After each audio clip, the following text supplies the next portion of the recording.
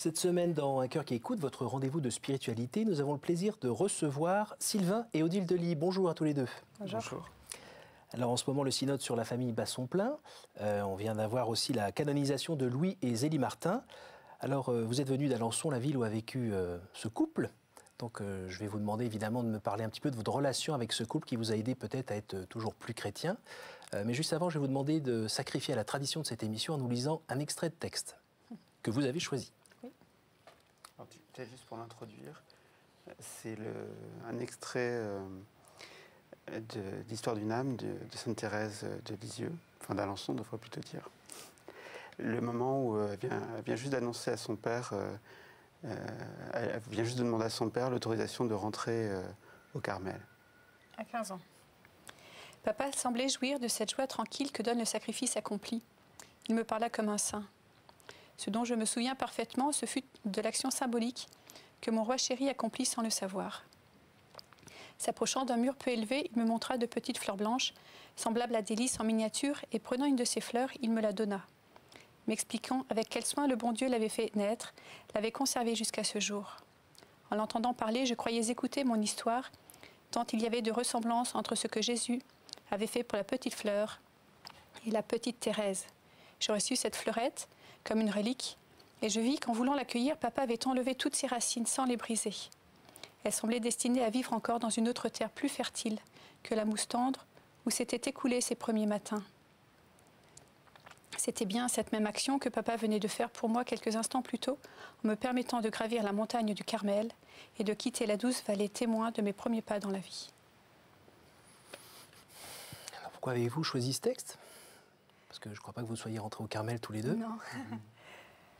Alors c'est peut-être plus en tant que parent, parce qu'on voit par les yeux de Thérèse son père, et on voit aussi le rôle que des parents doivent avoir, permettre à des enfants d'avoir des racines pour pouvoir être transplantés quelque part, pour pouvoir vivre leur vie d'adulte ailleurs, avoir des racines qu'on puisse transporter ailleurs. Voilà. Donc pour nous, c'est ce qui nous a fait toucher la réalité de la sainteté chez Louis et Zélie Martin. Je ne sais pas comment bien le dire, mais il n'y a pas d'écrit théorique de Louis et Zélie sur le mariage. Il y a tout simplement leur vie d'époux, leur vie de parents, et avec leur faiblesse et leur réussite dans l'éducation de leurs enfants. Voilà. Donc pour nous, ce texte, c'était le symbole de ce que les enfants avaient reçu de la part de leurs parents. Alors Odile, dites-nous, comment vous avez tous les deux rencontré ce couple, Louis et Zélie Martin ? Alors moi, je ne suis pas native de la région d'Alençon, je suis native de Grenoble. C'est en entrant dans ma belle famille.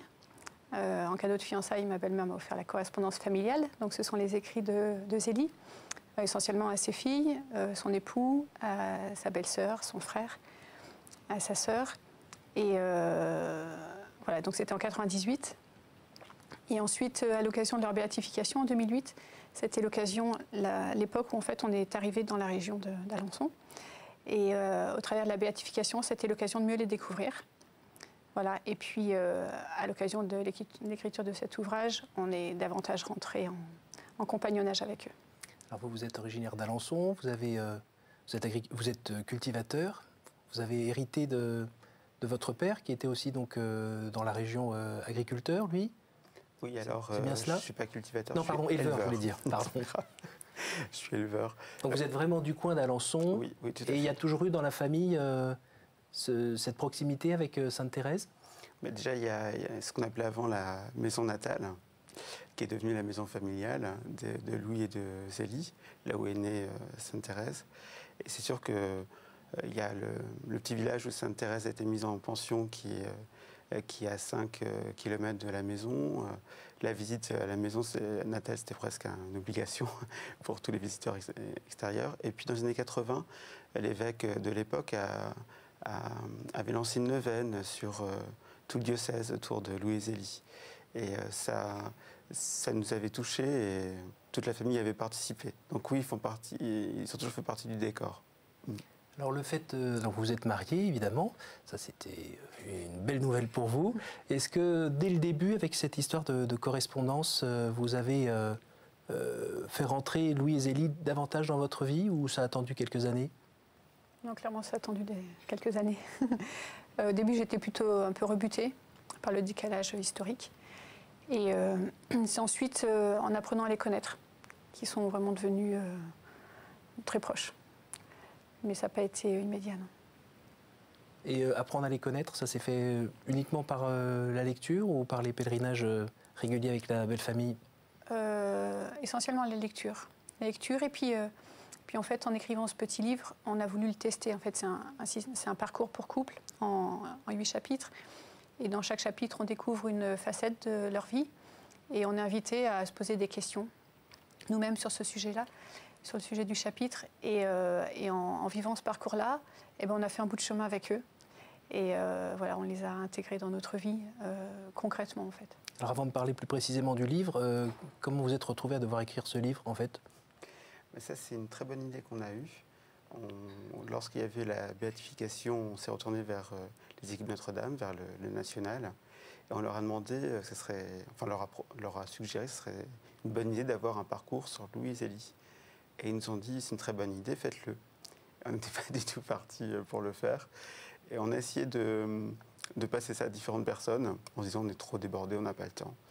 Et puis au final, on s'est dit qu'on passait à côté de quelque chose. Donc on a vraiment voulu rentrer dedans et on a contacté le père Ruffray qui est le recteur du sanctuaire de Lisieux. Qui est le co-auteur de ce livre. Tout à fait.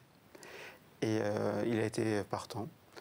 Donc on a commencé le travail comme ça. Donc à lui la partie plus historique et à vous la partie plus expérience de vie de couple ou... C'était le schéma de base, effectivement. Après, les deux se sont un peu entremêlés. Alors quand on regarde les différents chapitres, enracinement familial, la vocation, le foyer, l'éducation des enfants, le travail, l'engagement social, l'argent, la maladie, donc là on couvre un peu les réalités de la vie de couple. Sur quelle partie vous pensez avoir le plus progressé grâce, alors le plus cheminé grâce à ce couple et à l'exemple de ce couple? Moi je trouve qu'il a... Par exemple, c'est plutôt dans l'enracinement familial où j'ai été touchée. On a la chance d'avoir des saints qui sont proches de nous, on a une bonne documentation et on connaît bien leur vie. Et quand on voit l'héritage affectif que Zélie a pu avoir, eh bien elle a réussi à passer au-delà de cet héritage affectif. Sa mère était assez dure, peut-être un petit peu janséniste sur les bords, et elle a manqué d'affection de sa jeunesse. Elle a réussi à devenir une mère attentionnée, attentive, tendre avec ses enfants. Donc c'est quelque chose qui touche, comme s'il y avait pas, comme si on pouvait à la fois hériter et dépasser. Et ne pas reproduire. Et pas reproduire, oui.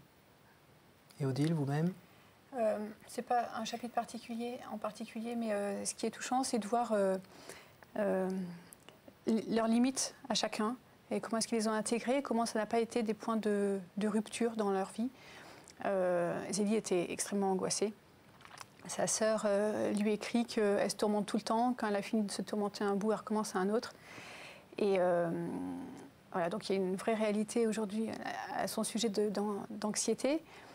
Et face à ça, eh ben, son élan de confiance vers Dieu n'est pas toujours instantané, immédiat. Parfois, c'est l'heure de la décision.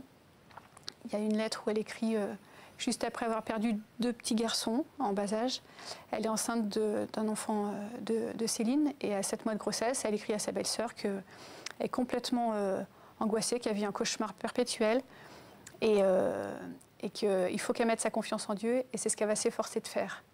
Et je trouve ça vraiment touchant de voir que sur certains plans, c'était pas donné non plus. Ils ont eu des grâces, voilà. Mais il y a des choses qu'ils ont eues voilà, en mettant le cœur à l'ouvrage et toute leur bonne volonté. Alors il y a un passage où il parle, si je ne me trompe pas, du travail du dimanche, oui. Où il pense qu'une certaine réussite économique est liée au fait que lui respecte, et elle aussi, le fait de ne pas travailler le dimanche. Je l'ai bien lu. Oui, oui. Alors vous êtes donc éleveur. Tout à fait. Vous vivez ça comment? Alors, j'ai essayé de le vivre et ça a souvent été une catastrophe. Ça a coûté cher. Ça coûtait cher. Donc, alors j'essaie d'en faire moins. Et c'est vrai que j'étais confronté directement au problème. C'est que, comme Louis, il payait ses dettes aussitôt. Et des fois, j'ai tendance à essayer de traîner des factures et je me dis, voilà. Donc, j'ai encore un chemin de progrès qui est important. Mais je ne pourrais pas être à zéro travail le dimanche, ça c'est sûr. Et après, ça prend le discernement. Où est le travail obligatoire, où est celui qui peut être reporté au lendemain. Et parce que c'est pas anodin de les fréquenter tous les deux. C'est qu'ils sont pas si loin que ça, comme vous le disiez tout à l'heure. Et puis ils ont une vie concrète avec des réalités que nous avons encore aujourd'hui. Il y a des moments où vous sentez vous aussi encore un peu de distance entre ce que vous aimeriez faire et ce que vous faites. J'imagine que oui. Ah bah oui, bien sûr. Et l'exemple de Zélie vous aide à avoir davantage confiance? Oui, sur le plan de la confiance, sur le plan de donner sa confiance en Dieu. Parfois, je me dis qu'aurait fait Zélie à ma place. Parfois, je me dis qu'elle aurait fait mieux que la façon dont je me comporte quand je m'énerve ou autre. Mais oui, ils sont vraiment pour nous une passerelle entre terre et ciel. Enfin, vraiment, on leur demande leur intercession de plus en plus. Et un compagnonnage qui se vit très, très, très concrètement. Alors dans votre vie personnelle, il y a quelques petits parallèles qu'on peut tenter de faire avec Louis et Zélie Martin, notamment ces premières années de mariage où eux, ils ont vécu un peu entre frères et sœurs au départ, parce que dans leur histoire, ils avaient prévu d'être chacun dans une vie religieuse. Vous-même, vous vous êtes retrouvés avec ces premières années où les enfants ne sont pas arrivés tout de suite. Est-ce que ça a été pour vous une sorte de cousinage avec eux? Ça vous a rapproché d'eux? Dans les écrits, ça a été plus facile de comprendre ce qu'ils vivaient ou... Ah non, au contraire. En fait, pour moi, c'était aussi un des éléments un peu de distanciation avec Zélie au début. C'était le fait que, effectivement, au début, ils n'ont pas consommé leur mariage durant 9 ou 10 mois. Mais après, en 13 années de vie conjugale, ils ont eu 9 enfants. Donc les choses se sont bien succédées ensuite. Et pour moi, au début, c'était quelque chose qui mettait une distance entre elle et moi. Voilà. Bon, aujourd'hui que les enfants arrivent, c'est plutôt l'inverse. Voilà. Mais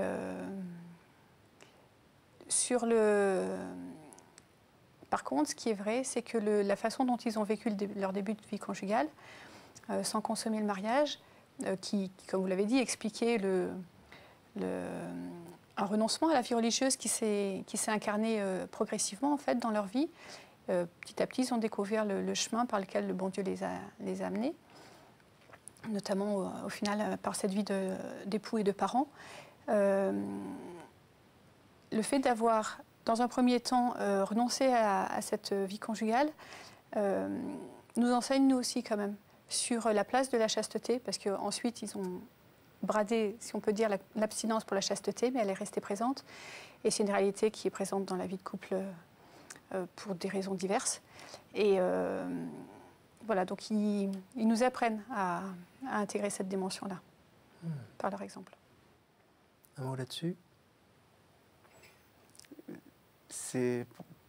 Pour moi, c'est comme si Louis avait fait l'inverse de Thérèse. Il était parti pour gravir les montagnes et il s'est aperçu que Dieu l'attendait au fond de la vallée. Et il a cru que c'était dans l'abstinence dans le mariage, et puis il s'est rendu compte que non, c'était en ayant des enfants, donc comme s'il y avait une descente. Et Thérèse, c'est l'inverse, elle monte sur le mont Carmel, et Louis est descendu dans la vallée. Donc ce qui m'a toujours touché chez Louis, c'est sa docilité à l'esprit, de ne pas rester obtus sur une volonté, sur un acte à accomplir, mais d'écouter ce que Dieu avait à lui dire, et là où Dieu l'attendait. Et c'est pour moi qui ai pris un petit peu de temps pour trouver ma voie et mon chemin aussi, c'est un bon exemple. Alors c'est vrai que vous êtes dans l'Église passé par différentes familles, ou peut-être vous y appartenez encore un petit peu. Il y a eu un temps chez les Béatitudes, oui, qui vous a apporté beaucoup. Vous faites encore partie de cette famille, j'imagine, de cœur? De cœur, par la relation avec certains de ses membres qui restent proches. Vous aussi, vous êtes passé par... Alors, quand j'étais étudiant, j'étais logé à à la communauté des béatitudes sans en faire partie. D'accord. Et puis vous avez aussi rencontré les équipes Notre-Dame, Oui. dont vous faites partie. Oui. Oui. Et alors, donc là, évidemment, la boucle se boucle, puisque vous leur proposez un livre. Les équipes Notre-Dame, est-ce que vous pourriez nous en dire un mot sur ce qu'ils vous ont apporté dans votre vie spirituelle de couple? Vie spirituelle de couple et puis vie personnelle. Vie spirituelle personnelle. Donc, vie spirituelle de couple, par l'engagement qu'on prend à prier si on y arrive, en fonction des possibilités de chacun, mais en couple quotidiennement. Donc, c'est pas gagné tout le temps, mais c'est un chemin sur lequel on est appelé à grandir et on sent que ça fortifie. Souvent, je me fais la remarque que quand je prie avec mon conjoint, je sens la réalité du sacrement dans le mariage qui se fait très présente. Dieu est là, quoi, entre nous. Vous le sentez comment? Une présence, voilà, on est unis l'un à l'autre avec Dieu. Et c'est quelque chose qui est très fort, je trouve. Donc ça, c'est par les équipes qu'on a découvert ça et qu'on essaie de le vivre. Et puis sur une vie spirituelle personnelle, intense aussi, parce qu'on s'engage à la lecture de la parole de Dieu, à une prière quotidienne individuelle. Donc pareil, c'est un niveau d'exigence qui est pas anodin et qui permet de garder une relation à Jésus forte et vivante, quoi. Les équipes Notre-Dame, dans votre vie, pareil, c'est aussi joli que ce que vient de dire votre épouse? L'avantage, c'est que c'est très structurant. Et moi, j'ai un métier qui me prend beaucoup de temps, où les jours se ressemblent finalement. On a juste le dimanche où c'est un peu différent.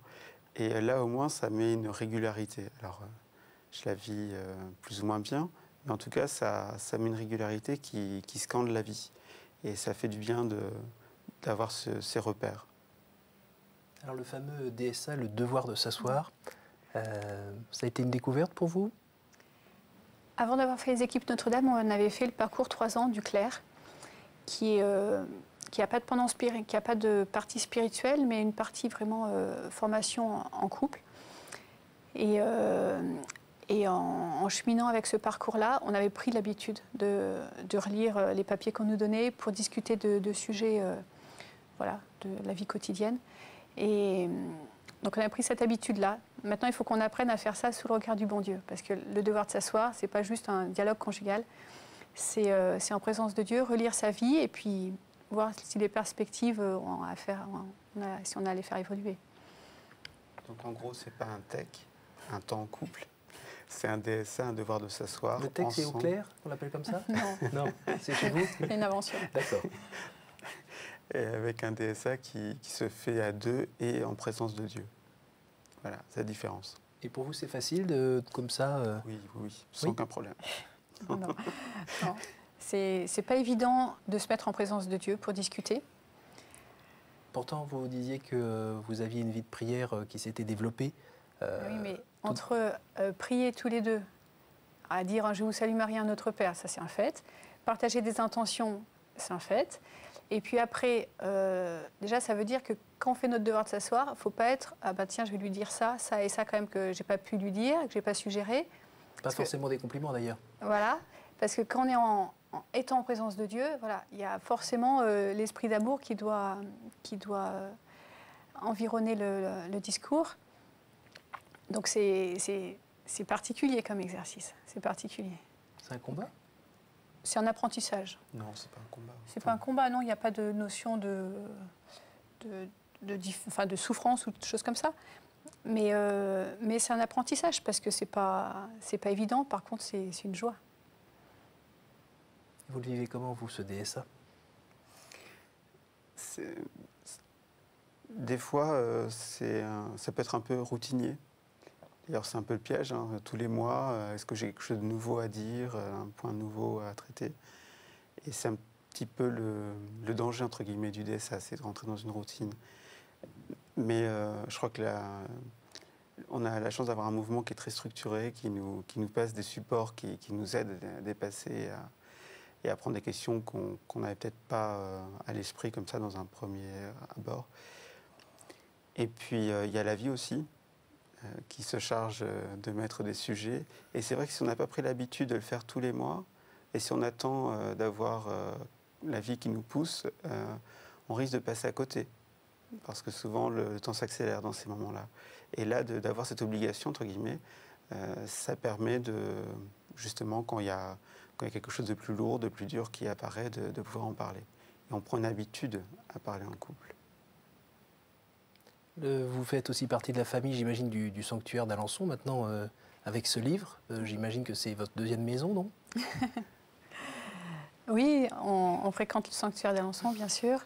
On essaie de prendre notre part quand il y a besoin éventuellement pour organiser aussi une fête des familles qui va s'organiser le week-end qui va suivre la canonisation. Donc avec des enseignements, des temps de carrefour, des temps de partage. Voilà, donc ce sera un moment de fête au sanctuaire.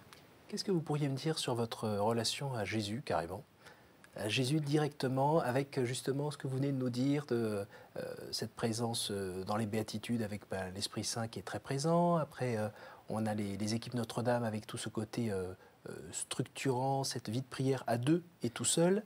Là, la fréquentation du sanctuaire. Louis Zélie Martin, que vous avez là, à vous entendre, non pas comme modèle qui est trop, mais comme personne avec qui on chemine.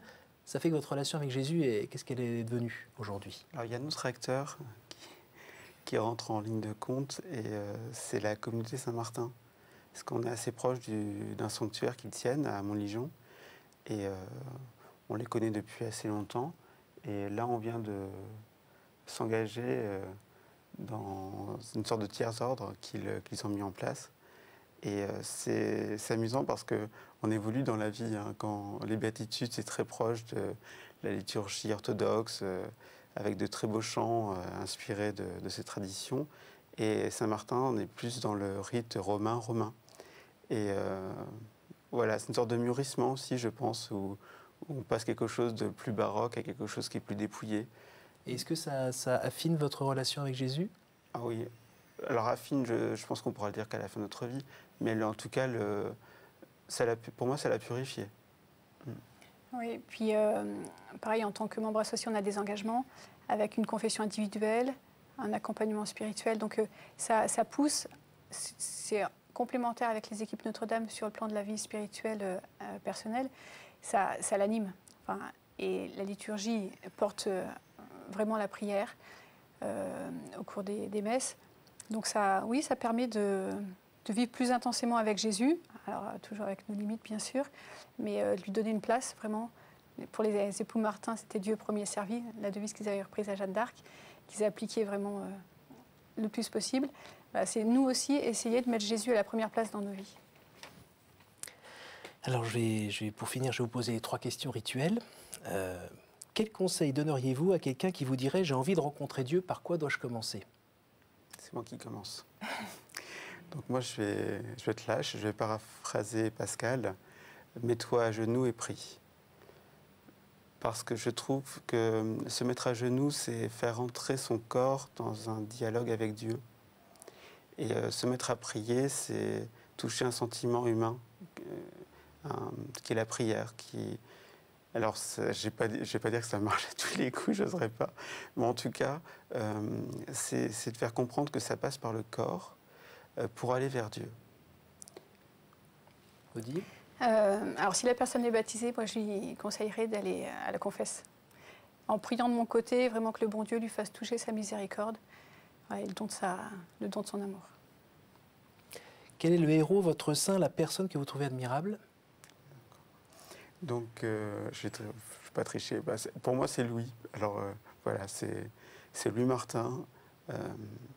On a très peu d'écrits de lui, mais il y a ses actes, il y a tout ce qu'il a fait dans sa vie. Et ça me nourrit et ça m'inspire. Odile, vous allez me répondre Zélie ? Non, moi je vais dire Sainte Jeanne de Chantal, qui m'a toujours beaucoup émue par sa vie d'épouse, de mère de famille, de fondatrice d'ordre. J'ai l'impression qu'elle a tout fait. Dernière question, au jour du jugement, qu'aimeriez-vous que Dieu vous dise ? Moi, j'aimerais bien qu'il me prenne dans ses bras, qu'il me serre très fort. Et je crois que les paroles n'ont pas... Je sais pas, qui me serre avec Sylvain dans ses bras aussi. Merci à tous les deux pour ce partage, votre témoignage. Je rappelle que donc, ce livre est né de votre proximité évidemment avec le sanctuaire d'Alençon, mais aussi les équipes Notre-Dame. Enfin, j'invite tout le monde à aller le voir pour cheminer en couple et un peu plus près du bon Dieu. Vous pourrez évidemment voir et revoir et partager ce programme sur ktotv.com. Merci à vous tous pour votre fidélité. Rendez-vous la semaine prochaine.